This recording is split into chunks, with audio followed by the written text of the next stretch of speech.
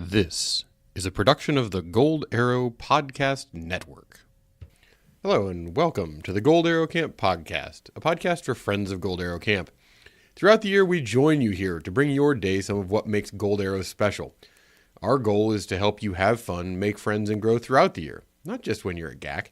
Since we can't get together in real life, we gather here around the virtual campfire. We have some of your favorite parts of morning assembly, like wows and joke of the day. We also have interviews with experienced campers and some of your favorite counselors.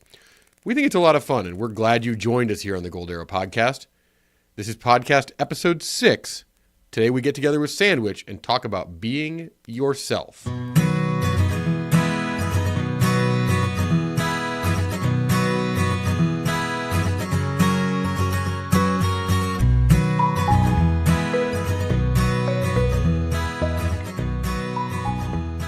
Did you know that the average person will have 60,000 thoughts and speak nearly 4,300 words in a day? How about you and I commit to being just 1% more positive in both our thoughts and our words? If you have more positive thoughts, just 1% more, you'll have 600 more positive thoughts every single day. And if you're having more positive thoughts, you're going to be more positive. And when you're talking to people, and you want to get 1% more positive, that's only 43 positive words a day. Let's do it. You and I can find 43 more positive words to use today. I believe in you, and you, by being more positive, are going to make the world a better place. Here on the podcast, we like to read some wows. Wows are shout-outs you might have sent in. Somebody did something awesome, you want to recognize them. As always, you could email those to wow@goldarrowcamp.com. You could tag us on Instagram or on Twitter, #GACWow. Or you could do the old-fashioned way. On a wow slip, I have the big bucket of wows here. I don't know if you can hear this. Listen to all the wows there. Oh, they sound so great. We're going to grab some wows out of the big bucket of wows, and away we go. All right, the first wow this week. Wow to Delta. I love you. Never change. From Yams. Our next wow. To Jackson Perkins in Cabin 15. We are so proud of you for being brave. Have a best first summer at camp. From Mom and Dad. Jackson, welcome to the Gold Arrow family. We're excited to have you this summer. And finally, to Latte and Mocha. You guys were outstanding counselors. From Saskia. And those were our wows for this week. They are getting a little thin. We need you to send us wows. wow@goldarrowcamp or #GACWow. We have some poems for you. I like poems. We like to start off Poetry Corner with some well thought out haikus. The GAC Mule. Oh, how I long to drive you.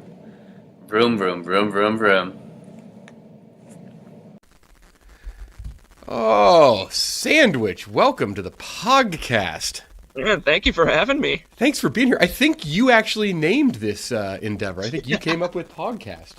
Yeah, I saw you posted on the Facebook thing, like, we're looking for a name for our podcast, and I was like, what is associated with camp that rhymes or sounds like pod? And Pog was the first thing to come to mind. And you know what? The response has been overwhelming. People love it. They think it's great. And I agree. I think it's so much better than any other joke we could have come up with, because I used up my one pun of the year naming Nietzsche. So we're all allowed one. Exactly. I get one a year.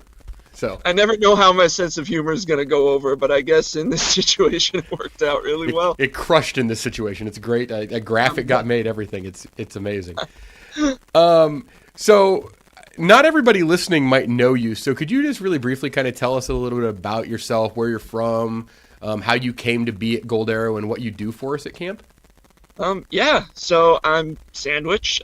This past summer was my 3rd summer at camp. I get my name from my hometown, which is Sandwich, Massachusetts, on Cape Cod, pretty much as far away from Gold Arrow Camp as you can get while still being in the country. Yeah, you don't need a visa, but other than that, long distance. Right. Yeah, it was a very, very long drive, but totally cool. So I found out about camp. I knew I was a senior at the University of Massachusetts, go Minutemen, and I knew I wanted to work at a summer camp after I graduated, and I had visited California just on family vacation before, and I knew I really liked it. Um, Also, my obsession with the Beach Boys kind of fed into the fact that I wanted to give California a shot. So I Absolutely. Googled summer camps in California, and Gold Arrow popped up. I said, "Oh, that sounds like a nice place." I looked at the website. I said, "Wow, this looks like a nice place. I want to work here, I think." So I sent my resume and everything, and y'all were nice enough to let me work with you, and it was the absolute like coolest thing that ever happened to me. Um, Oh, that's so sweet. yeah, no, I'm like it's the best job in the world. All 3 summers. I Just absolutely agree. I think it's an amazing place to work and an amazing place to be. yeah. So on this episode, we're talking about our key belief that one of the things about camp that's awesome is that camp lets you be you. And I know that you're a really kind of unique guy. You are easily the youngest Dick Van Dyke fan I know.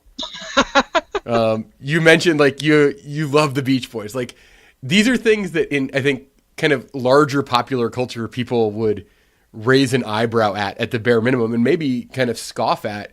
I'm either the youngest old person or the oldest young person at camp. One of those two pretty easily.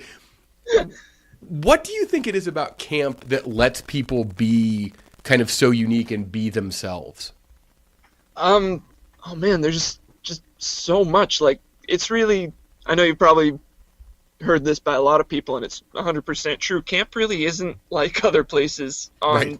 in the U.S. or on the planet, and I couldn't imagine it any other way. It's just this absolutely freeing place where everybody who works there and all the kids that are there are just so friendly, and we want not only does the staff want to make sure the kids have a really good time, but the campers want to make sure that other campers, younger, older, same age, same cabin, whatever it may be, they really are all in it together.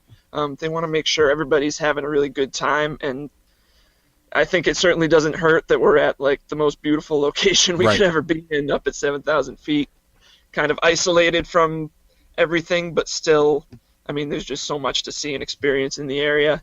I think the kids get a lot out of that they might not get if they live in the city or in a suburb or something like that. Yeah, I think you've hit on something there. Like I think when you walk through the gate, it's like a kind of a magic thing where everybody simply agrees that we're going to be happy and we're not going to yuck somebody else's yum. Like if that makes them happy and it doesn't hurt me, great, do your thing. And it's such a freeing thing to know. Like I'm 36 and I started every session this year in a pair of gold lame pants and a gold lame vest. And people thought it was great. Like people cheered for it. And it wasn't like a sarcastic thing. Like they were genuinely happy. Yeah. And you're right. There's no place else on the planet that like everybody, there's just this, you walk through the gate and everybody's like, all right, that's cool. Yeah.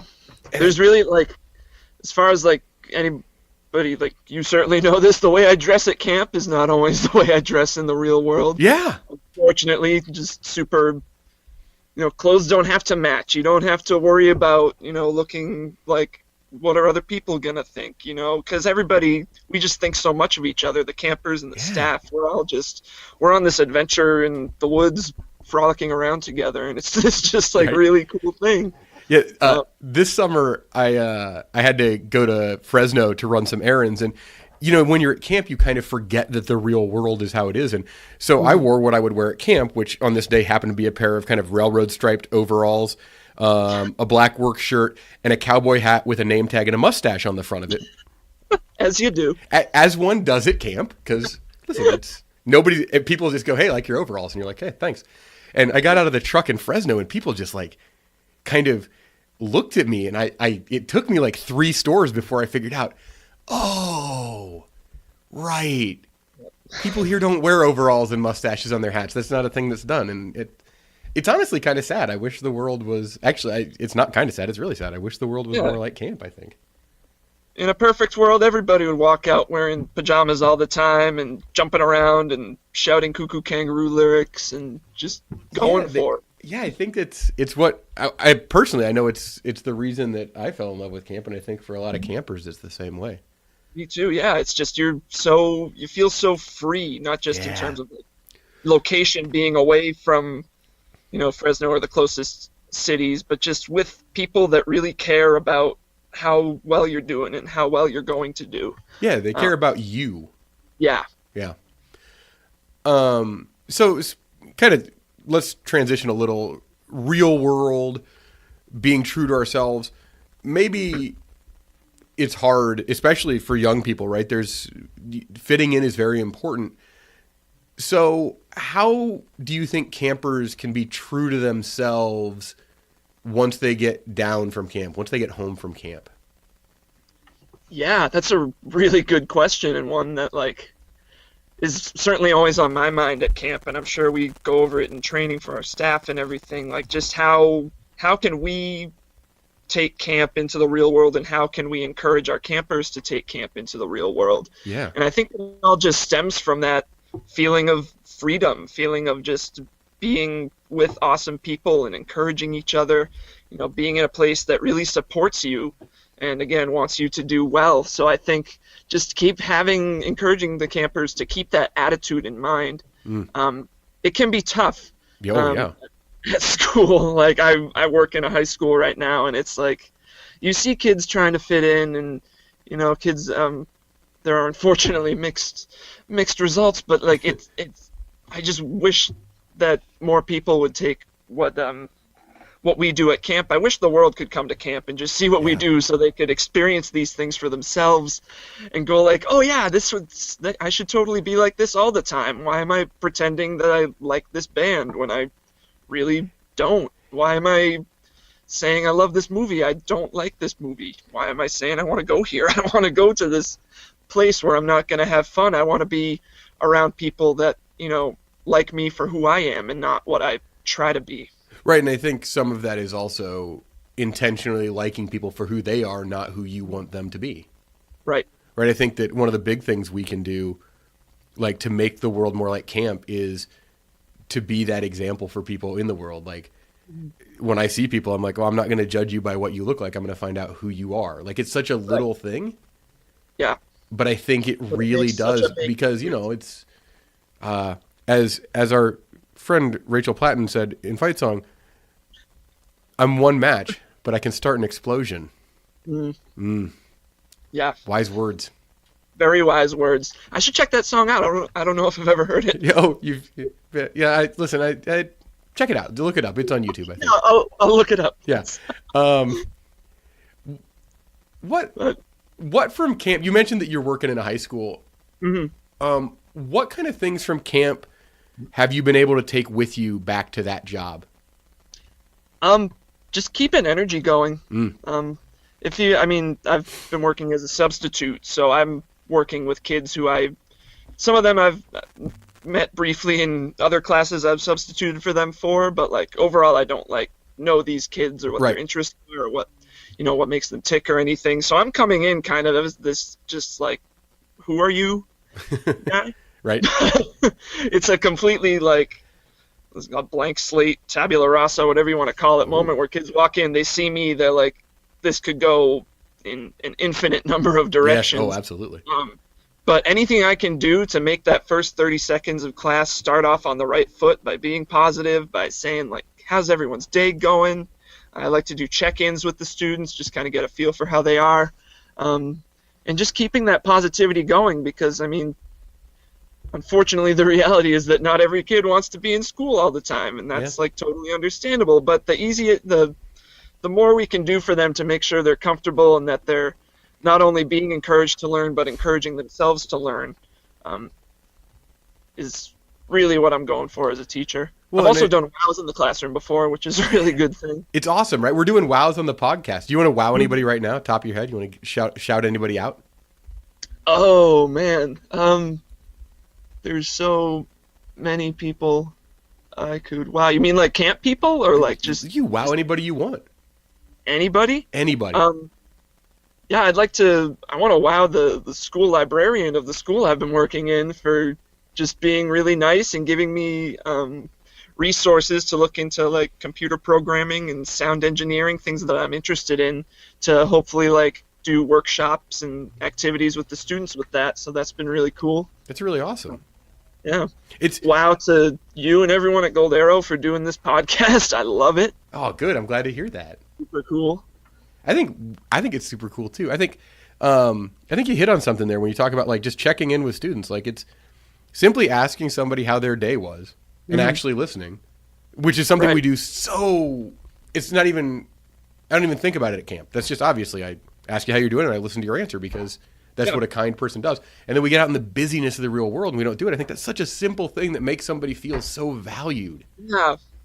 And it's the kind of thing that makes them all look up from their screens, which is how I know I'm doing a good job if I see go from like down in the phones to up and like, oh, Oh, we're gonna have a conversation.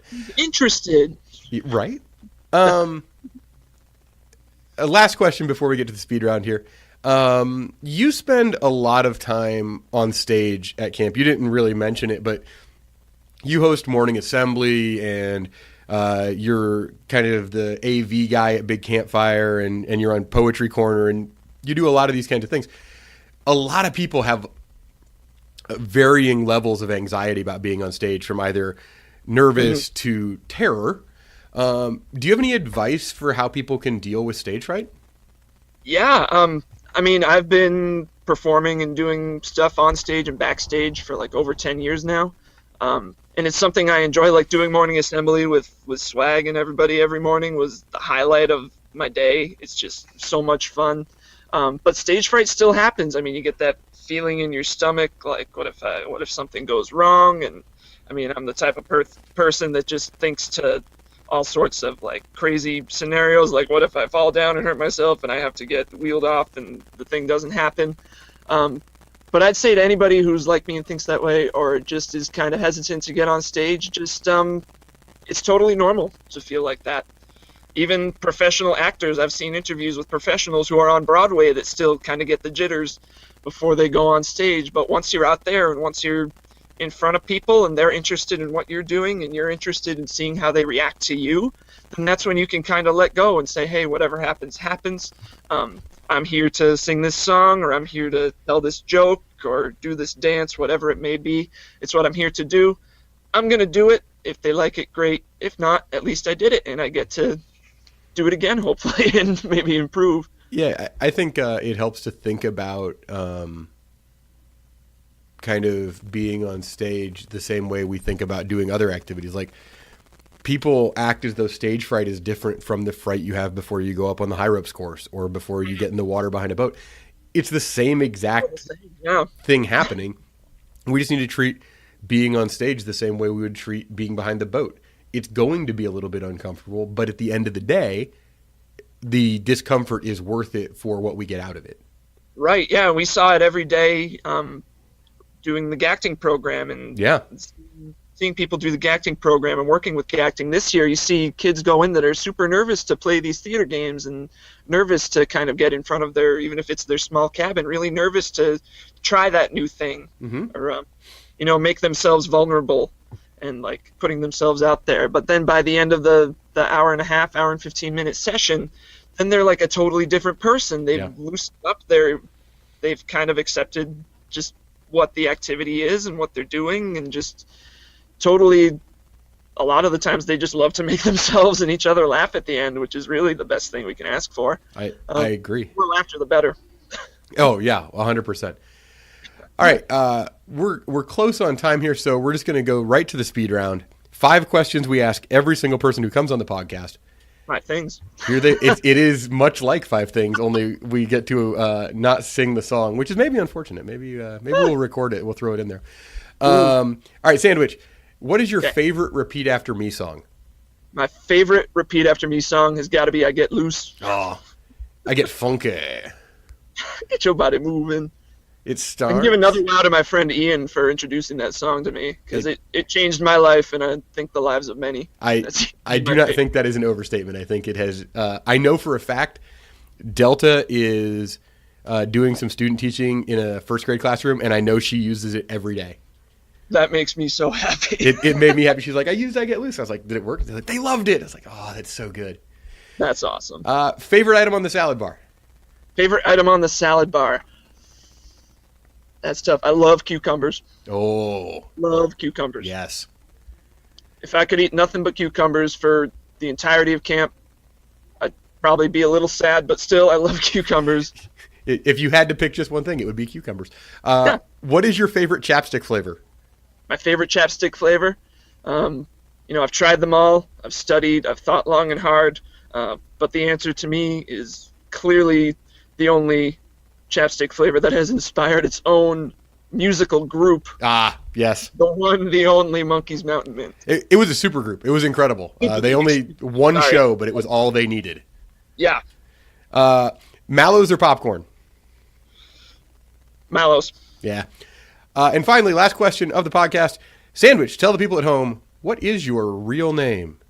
My real name is... Oh, I'm so sorry, Sandwich. We're out of time on the podcast. We'll have to get your real name the next time we catch up with you.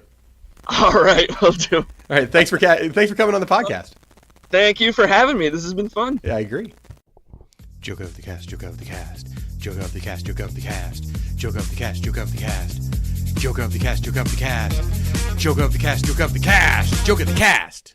So a math teacher is looking at two parallel lines, and he looks very sad. And a student comes up to him and he says, "Sir, why do you seem so sad?" And the math teacher looks at the two parallel lines and he says, it's just so depressing. They have so much in common and they're never going to meet.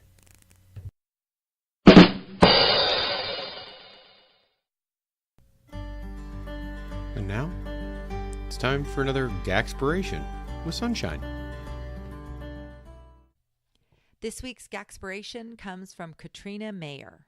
Please don't hide your inner awesome. The world needs it. And yet again, that brings us to the end of the podcast.